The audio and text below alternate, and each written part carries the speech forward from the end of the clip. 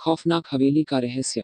गांव के बाहर एक पुरानी खंडहर सी हवेली थी, जिसके बारे में कहा जाता था कि वहां कोई आत्मा भटकती है। दिन ढलते ही हवेली के आसपास कोई जाने की हिम्मत नहीं करता था। एक रात 4 दोस्तों ने हिम्मत करके उस हवेली का रहस्य जानने का फैसला किया।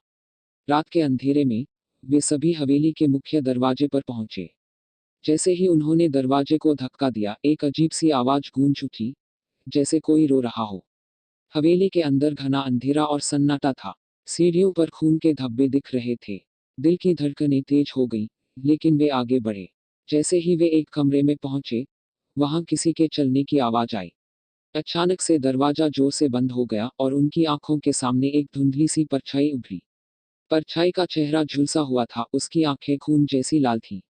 वह परछाई धीरे धीरे उनकी तरफ बढ़ने लगी। एक दोस्त ने भागने की कोशिश की, लेकिन जैसे ही उसने दरवाजा खोलना चाहा, दरवाजा लॉक हो गया। वह सब कांपते हुए दरवाजे के पास खड़े थे। अचानक एक डरावनी आवाज आई, तुम्हें यहाँ नहीं आना चाहिए था। और फिर हवेली के चारों ओर अजीब सी चीखें गूंजने लगी। किसी तरह उनमें से एक ने अपनी टॉर्च जलाकर दरवाजे की तरफ भागने का इशारा किया। जैसे ही वे बाहर की तरफ भागे, लगा जैसे कोई उन पर पीछे से झपट्टा मारने आ रहा है।